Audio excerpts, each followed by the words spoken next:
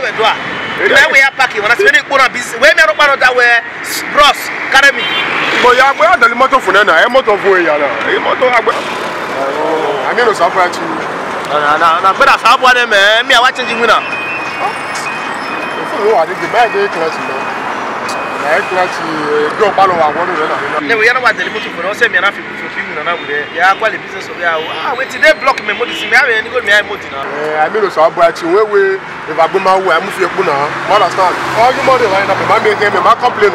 My brother, the next one when I tell what where. Yeah, why work like 6 months? You work Cameroon or Teme.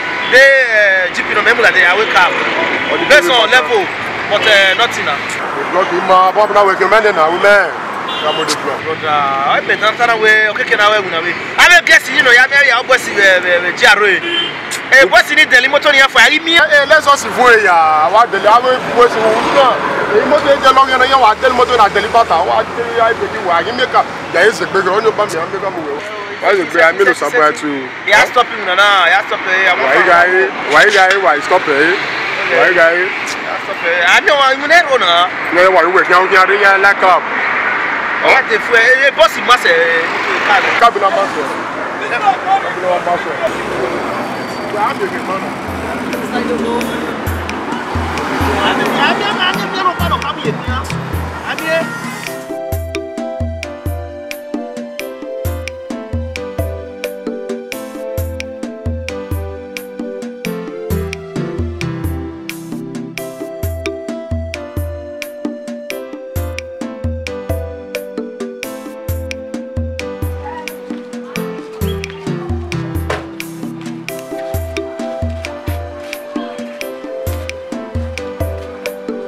Ah, Baba.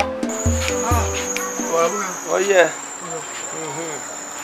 You are there. Metal where we now there. Munanaro, Anna, Munaro. Yet, have your motor. No, for your one. And I near the one to relax. But I make baby, let me have been any of a canoe. Ah, Metal Waru Pone also see, or Gavina, Metal also never pulled. Ah, but I make baby. Bobo, if we move so you get one, I could buy it. What's so one a boy? Eh? They will marry me when I go in the service. Haro. Umaya, what do I do? If you motor there, would you go out here? May I do a whole problem? I get getting me. No, I do someone wild dinner. You give me go. You give me one. But I make the man, and then I have been seen and then I've been seen you woman, you go and your way to also. I mean, I don't want to roll with you also. Okay, well, you know, I can be out. And when I walk left, but I'm at me also. But I make baby, so maybe a Ribera, see, America, the Agbera, he has the boy, you are winner, see, all walk back of one look at where you also. But I make baby, the cabin no more to you, motor, you have to care by passenger. You go out, I'm a boy, but I don't have go out. Yeah, the one when you know, many as he said, wow.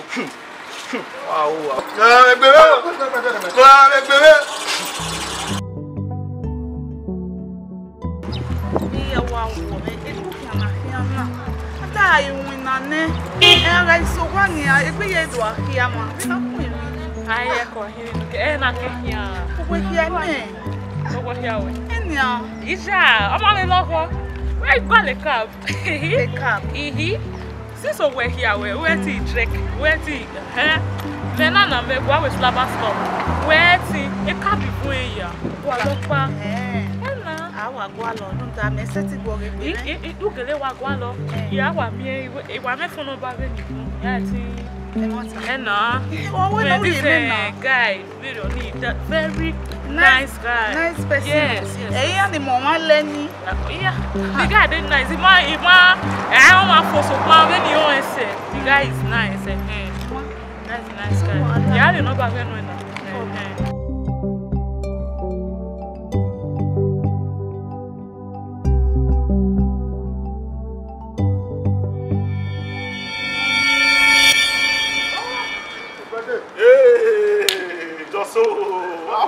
What we are you by dinner? Now, wow. Oh, see, you finish up. This one looking good. Oh, women are men. You bought a home for my brother. I don't want to go out. Where were you now? Am I saying? No. Mommy, we're here now. What's changing? We're here, PC. Now, where? matter me. You don't need to tell me, me not see your girl for the area. No, he won't. The man for me, wait for. But when I saw that, I tell you, what can we go around? What understand? What do you mean? What do you mean you pay now? Why soon? I mean, most more guessing in my TV move auto cab level you wage are doing. Yeah. But I wish most more boys in you what Benin. You what Benin? Let's just see if you know about. You don't mean it? Ah. Me when me don't I the roads. No be say shoot them up like the roads. Jesus. I live for Bahu, my brother. Yeah, I live for Bahu. I make a better soup. The room first must be. Oh yeah, my brother. I don't agree with you. Me say man, you know, I go one in now. Me not your guy for the area now. I know. Yeah, what used to be like that, my brother. When you life it down, I pride, you know. So you have to fight your way out. Man outside the way. You think about we yes. To be like that. Yes, because me imagine my papa no dumb moments. Because that means there's something you are not telling me. My brother, try to wake up. Try to wake up. I use it. You know, understand it because wake up, my brother. My brother, I find it. I go ready no buy and then you call me anytime. Understand? Me no buy no. My brother, life I home there no. We call him in and then I'm going to call him in. JJ, I mix you, my brother. Why come on? Everywhere good. All right. Me. I'll call you in.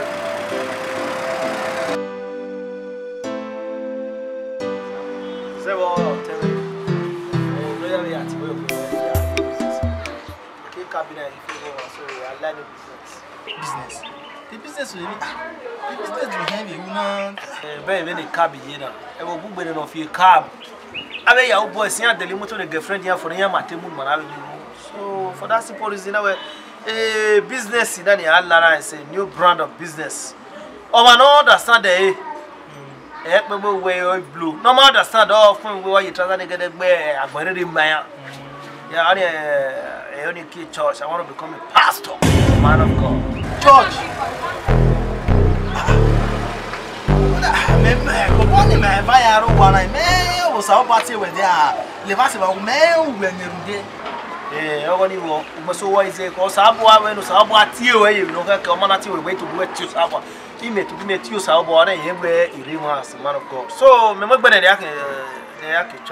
Okay, but I have all the motor or anyway, Yakama was in Manaka, fear cab because former working men take cab business. So in the Yagio and on the motor.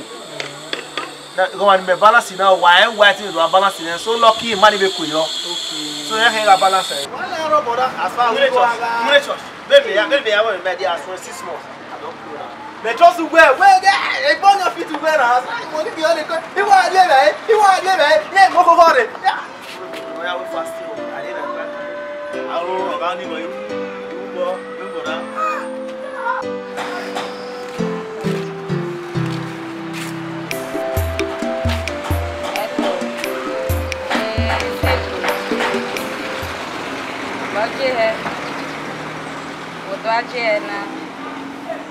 Yes. Really? It's in Nigeria. They're knocking. My beggar, Ibatis and send it when you pencil healing and send it through WhatsApp. I mean, my adult women. Yes. Bame, I say, see winner. Money, I come.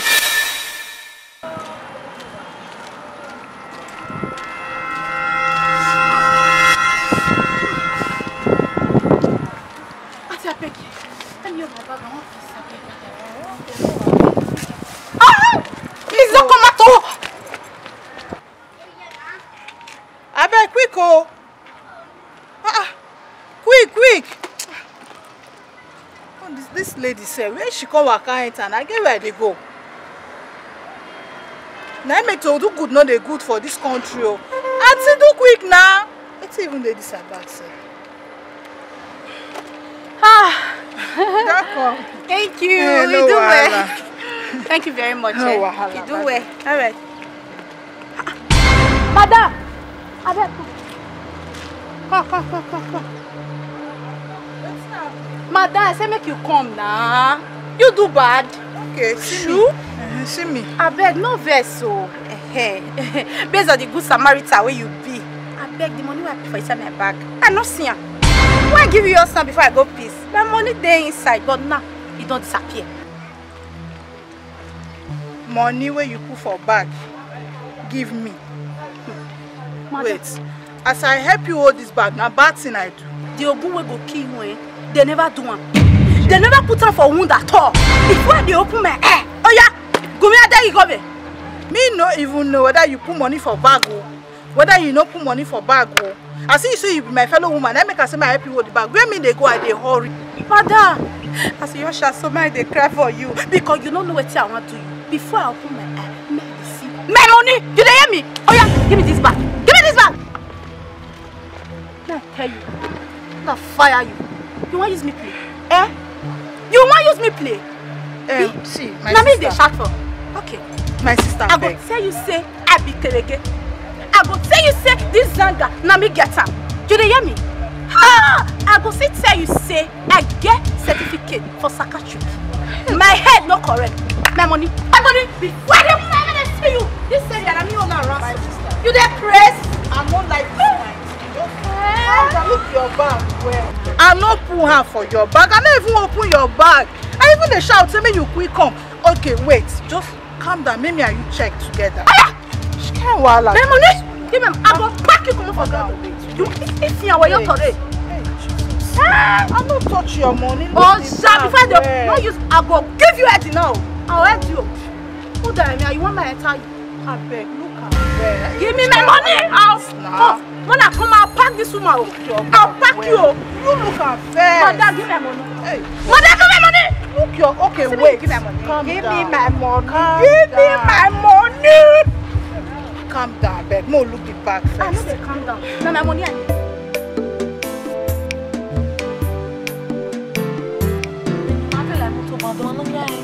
Yeah, I have your baby. When my sister is Mr. Single day. Hey, so what's so Mr. Single I want to see your career. Meaning you can't think what you are body.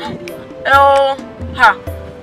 If you about do, I so very more day. I judge you where we come and of your good, your quiver, you wedding. Let's go on your way. When I be, can say, sister, or be a familiar for sister. What one? When I know for sister. When are you being your way on the day for sister? Oh, sister, the Nihan Lajan, boy, in where the Nokia Lajan. We want to feel very on it. La, go let him go again. I feel la motoban. Only test a video where you're seeing the phone. Yeah, 500 euro. Now, what's all other than my ass on your maybe? When I do it, judging when I have to do your body. So I was to say, Aga, Mama. La, why am your Bobby next week here? Next week, they are your boy. Maybe you know, Mama, they are your boy. Yeah, ah, is that so? Oh, that's very good. Before I came to work, but when I went to work, when we said to work, now married him. Yes, you come here, you are a talent, was here. Yeah, you don't have a bonnet. That's our 24 hours of the day. Service, you are going to no. But I will say, that's good. They have it. 13 years. Ah, 13 years. We want to get family. If you are body, we don't do one of them, but I never say wow. 13 years. Hey, hey, man, stay rent. Ilalo do. We have a go me ask. Mo pe ke yin me no go me ask. Hell no, we are in no body. Wow. You know ni ai ya.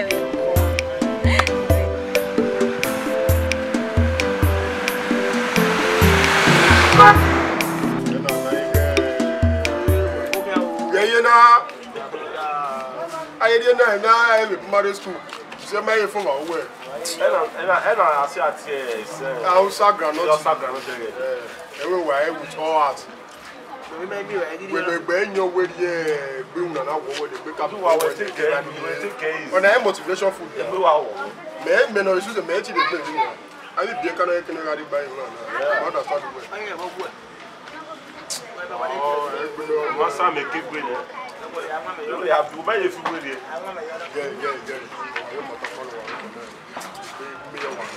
Because I know a passenger in and a customer. On go bani wa mu. Cannot do attend me. Oti o pan of everybody. What you back everybody. So, oti yin na me target you anyway.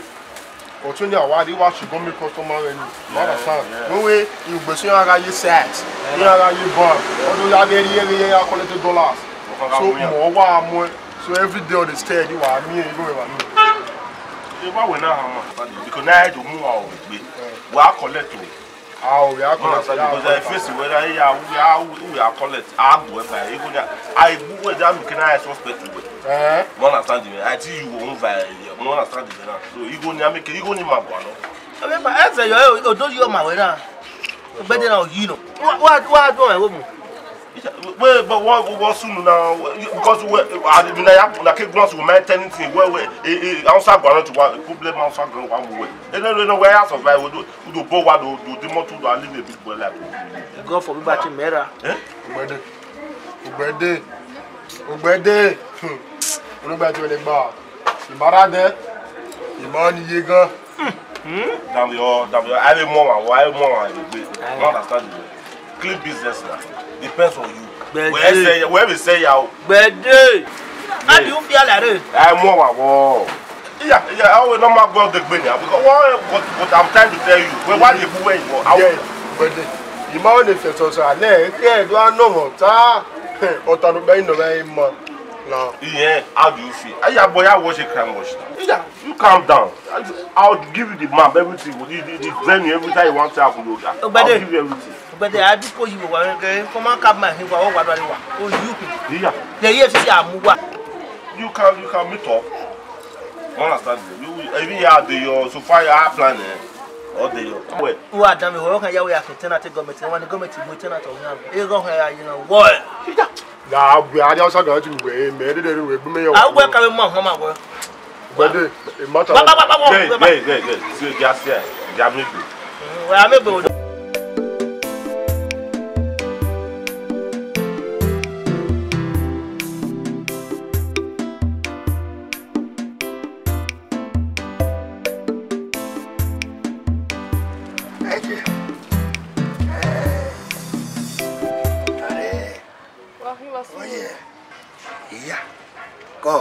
When they call, you get to them on Dokuta. Why me bad boy? What can we can we? Who has one church away? Now you have one church. How? You when you get two couple with fast one. I look at you here there. Wakaje. We are gonna you na boga. No ya me get good. Why are you bokan me? Why are you boy? No ma money can me. Oh, I give me you get to j breast to you now na gbale suit the face cap in yahu.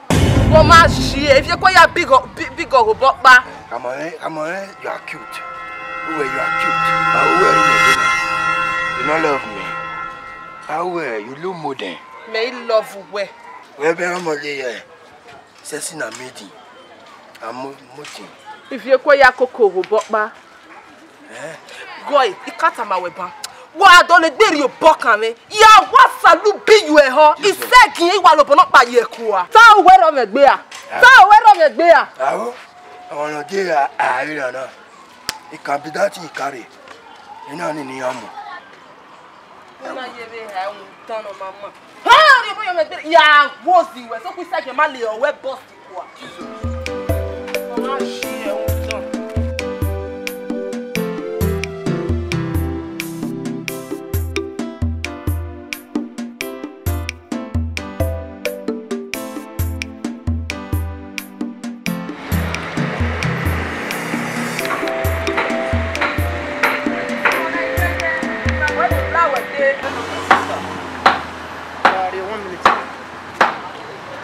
Okay, we assume. Hey, problem. Just that Holy Spirit or minister to me, man.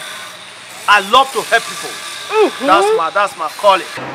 Holy Spirit or minister a problem where my Holy Spirit na minister ma we. La wo go make one yi oni akpe go fe very na. Calm down. Anyway, Sister Christy, right? I tell you my way. Good. I don't know you before. Holy Spirit or come and meanwhile, if no ya we gele ya you were Holy Spirit here we say then we hang we. Or come and say you were a business I do. Or who we may go. Say you will cook mobile and above all store where ready and What are you doing? O salo boagi me e togi. No sabo ya me vision o ma clear o isi egbe no clear than o clear. You got it man. Meanwhile, o salo bo we working udoni o take amigo o wi migo. Me no take our amigo. Igi me ye. Good. Meanwhile, women no problem. Oh, one not see a family who are yes, I work about problem. Oh, where no one, where the Nigo guys so loud, but it's so loud, but when I go the rest of it, but marry no power. Good, you are here. In a way, you went to wet and yet to Sabama Kamani that you are Senagawano. Oh, God, they are Senaga. Hey, you salo buame. It's a go on, no, sir. Hi, look, why you are amigo and amigos of Comano. Hey, you are Senagama Gune, oh, mammy. But me, Pastor, on your vision of if you fat, what up with me at the Razapio. Meanwhile, you are Senaga, I say, she say, wish. Everyone, why you work at Libuna? I've been a your wedding, what's the eye? For me, we're going to be able to go to phone of Babylon because of Venatra with Bosabo, Emma. Let me give you my Saba, that's why I'm winner. 080 74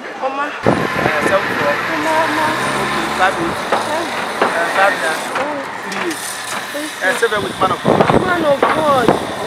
Calling the water, rather kind 7, 8, 9 water. You come who you net a day so that we do next vigil. Deliverance? Yes. Special deliverance. I just to you where? What to my year draws for faster prayer. You say naga. You say naga. Oh me look where pastor when near ya not, sir. Everything I yo. You pastor. Alright, we are coming another kind 7, 5, 9 o'clock. Oh my pastor. Oh me lucky. Any other way.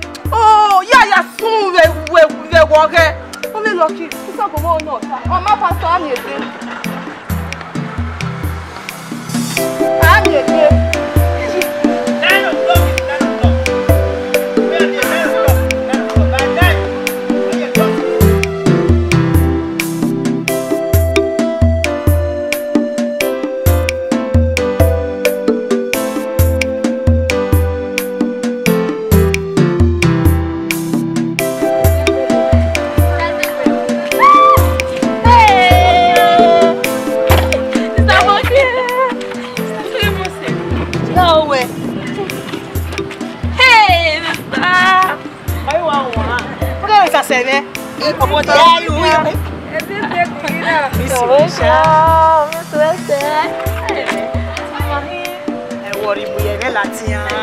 It's all work.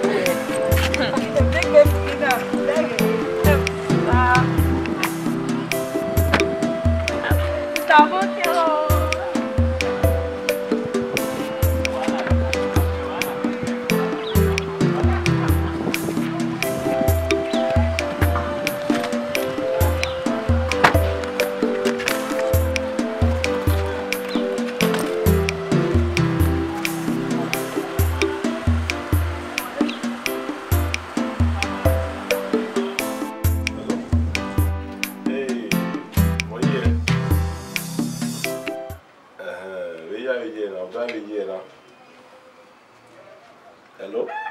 You will drive a year now. How was the night now?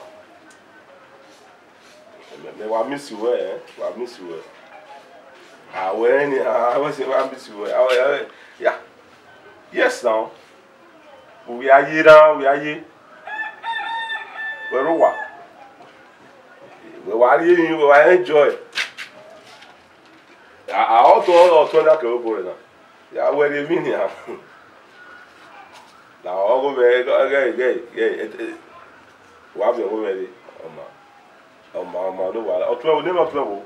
Don't know about it. Erowa. Oh, yeah, there. Okay. Yeah, I call it. Yeah. Okay. My, we want to wish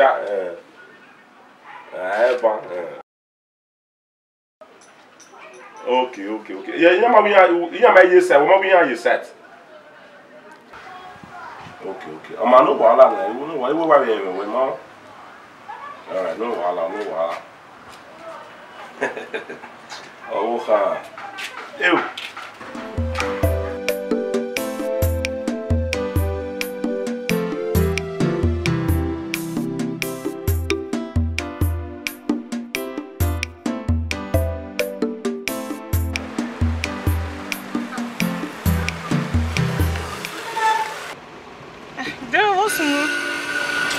What's your name, dear? Hey, what my yeah.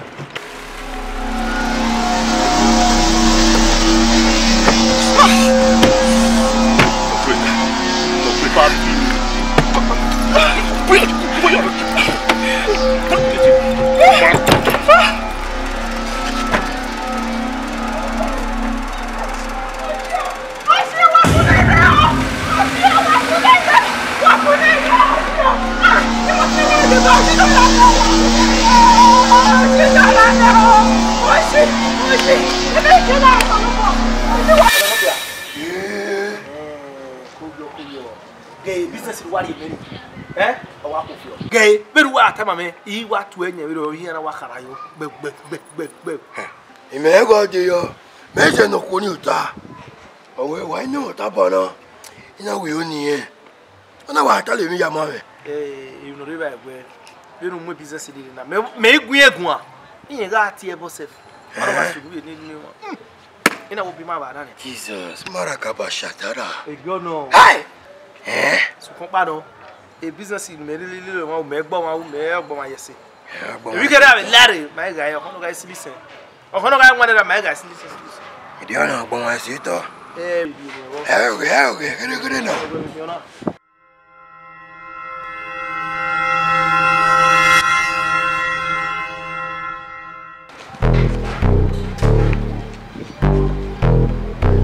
Manali no bani ni. Oh, kija. Ni mebele nu gwena we give me afun wa o. Ona ni mebele nu gwena tene business wa pay very o. Bezo me no ya kara yo na we fi med me afi bo me na we okeke no sapolo be nwe bie wo na. Oya me ri ona no. Ona de ni amu dana jime. Sapolo. Agwa lo be muru no me go. Na agugo amigo lo polo boy. Awe ma wa tele mi we church ke ma ki awo do. Ri ona ya. Ako eri na. Ri ona ye po. Okparo. Okuna fofo ali. Beautiful you do no. Wa ti ni gbe yan wa u ka ma hin we ra yan. Gbe mi ro mi wa gwa loke. Gele. Okuna fofo no mo se no so na yan wa. Wa la ya agbo ekun. A package re. Awa wo. E ke pe o. Awa. O ke I mean o me go na ya di moto mi a drop we drop pa. Ewi. Sabolo. De nu be wata na. Ogun ya me na. Sabolo. You are blessed. You God Jesus no pray. Amen. Maraka shakabara. Jesus. Yan wa de ogun ya straight fi na wa kan na.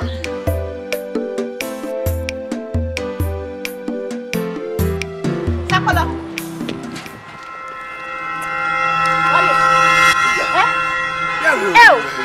Uwe mi mele. Wa he you ere ba desupo. Mo da me. Sapolo de no bule me. Wa gbo yan. Sapolo. Swa. Imezuo. Sapolo. Obo we wa do talk. Ena. Kakabo adun wenu gi asan wen. Okpa no ewe ni hama. Unwe egeri ana munya. Ezanga na mo ho le rasun. Uwo nu do mueria. Ah o me so to begbo. Iya, uwe babi me. Do gwa le o ni friend you ana eh. Ni me friend we. Na the friend you tell wa boy. O he mu we. Odo agwa le he. Be kedi meje. Be zanga ime. Sapolo. Uwo nu mue e hozo me ya. Ah? You want put some for my gari? Iranya issue. Saka na so ya we win. no so cool. Oh, iye megewe. No, iye megewe. Emi ni oni hama wo ewe. Age denu awa age. Iwa biabe. Ibia yueko. Oni sana. Ani adona lao. Dona lao. Ye biabe yueko. Won egbe mana gbanu nana. Iya ogo everywhere. Emi ri ewo we. Una desogba. Iya ma ewe tugu. Na fo na dododo. Wo wi me ma go jiwe. Inu yara ya mu ye. Opere. Yara ya mu yo were wi ma. Sapolo. You the Chris. Eh? You the chami. Ike wa ran wa kun mi ateye. Ike wa ran wa kun mi ateye. No.